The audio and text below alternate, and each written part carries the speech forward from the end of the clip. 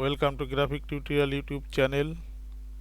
আমি আজকে ring logo design করব। তো রিং লোগো ডিজাইন করার জন্য প্রথমে আমাকে একটি ইলিপস নিতে হবে। সেই ইলিপসটাকে আমি অনলি নিব স্ট্রোক কালার একে কপি করে কন্ট্রোল এফ দিয়ে আবার ভিতরে নিব। ভিতরে নেওয়ার পরে আমি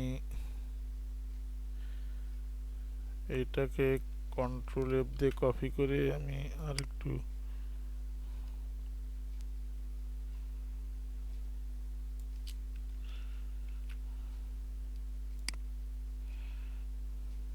এইদিকে নিব। আরেকটা হচ্ছে আমি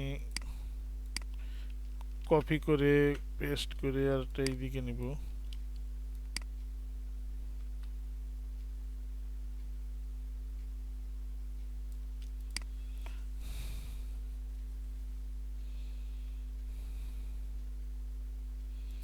তো এবার আমি সিলেক্ট করে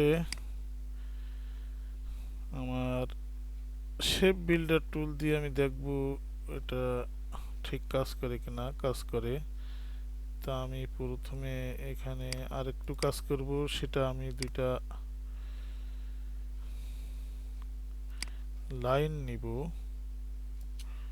এবং লাইনটাকে আরেকটা কপি করব। কপি করে দুইটাকে আমি গ্রুপ করব। গ্রুপ করে আমি এইটা এর সঙ্গে এখানে দিব।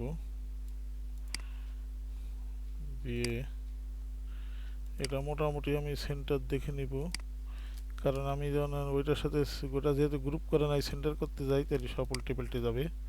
তা আমি সব সিলেক্ট করে এখন শেপ বিল্ডার টুল দিয়ে আমি এইটুককে কেটে দিব, মাইনাস করে দিব। এইটুক কেটে দিব, এইটুক কেটে করব। আমি এইটুক কেটে করব, এইটুক একটা, এইটুক একটা। তাহলে আমার এই চারটা পার্ট হয়ে গেল। আমি এখান থেকে একটু কেটে ফেলি আর এইটুকু কেটে দিই, কেটে দিলাম। তো এবার আমি এটাকে আমার প্রত্যেকটা যেহেতু আলাদা আলাদা খণ্ড হয়ে গেল, আমি এখন এটাকে গ্রেডিয়েন্ট কালার দিব। তো গ্রেডিয়েন্ট কালার আমি এখানে কালার পাল্টাই দিব আর এদিকে সাদার জায়গায় আমি অন্য কোনো কালার দিব আর এটাকে এইরকম একটা কালার দিয়ে দিব। তা আমি এটাকে একটু দিক চেঞ্জ করে দিব। এটার দিক চেঞ্জ করতে এইভাবে ঘুরাই দিব, এটাকেও একটু ঘুরাই দিব আর এটাকেও একটু ঘুরাই দিব।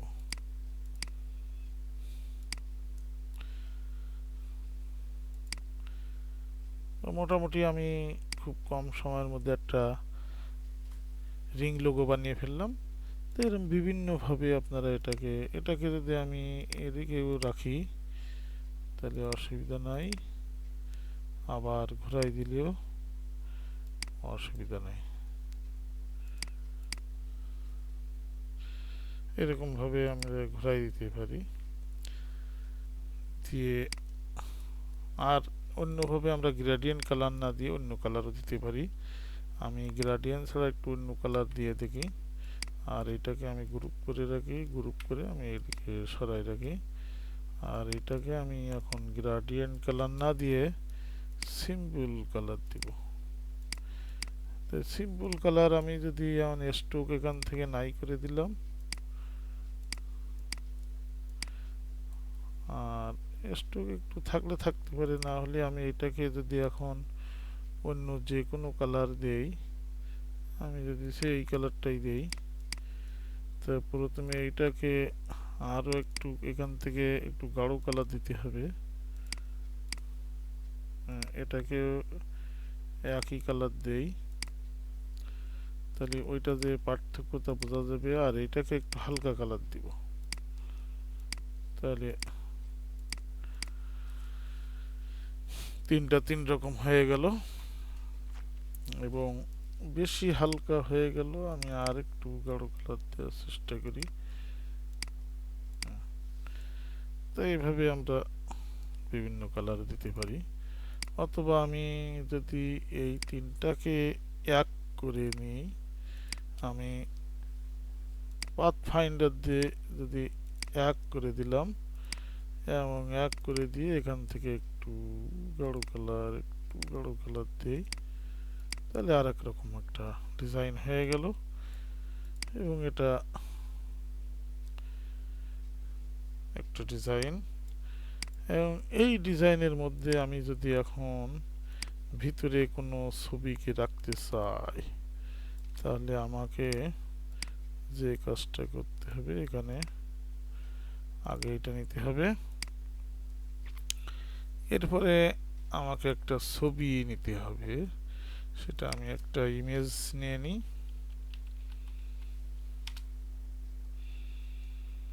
এবং ইমেজটা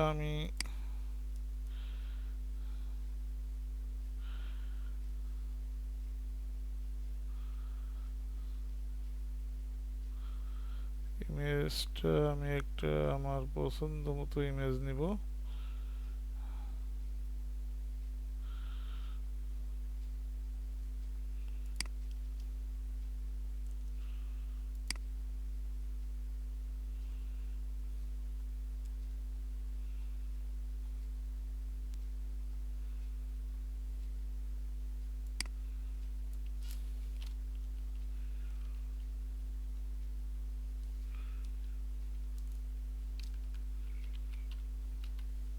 আমি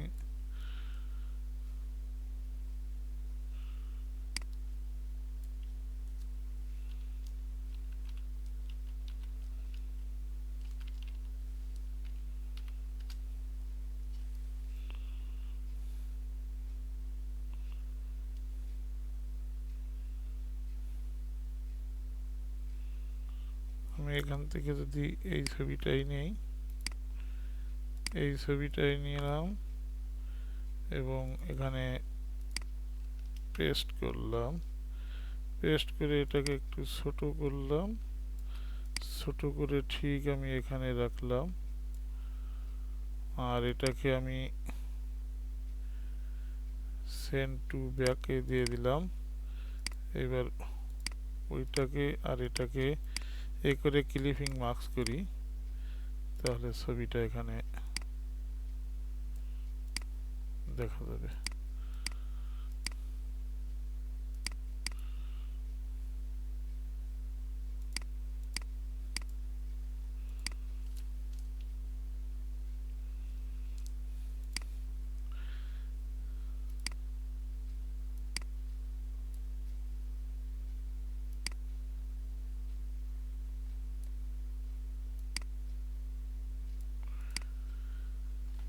তো এইভাবে আমরা আরেকটা লোগো বানিয়ে ফেলতে পারি।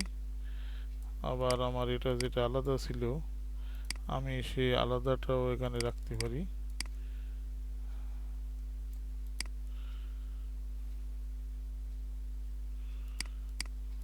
এই আলাদাটাও আমি এখানে দিয়ে দিতে পারি। আলাদাটা দিয়ে আমি আবার আলাদা কালার দিতে হবে, আলাদা কালার দিয়ে দিলাম। এবং এটাকে যদি আমি এই কালার দিয়ে দিই, তাহলে একরকম ভালো দেখা যেতে পারে। তো ধন্যবাদ।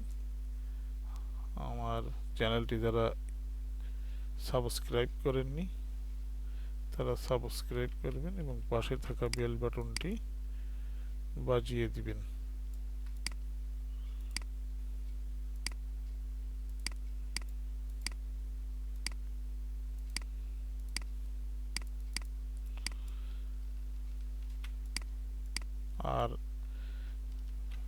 কমেন্টের মাধ্যমে আপনাদের মতামত জানাবেন।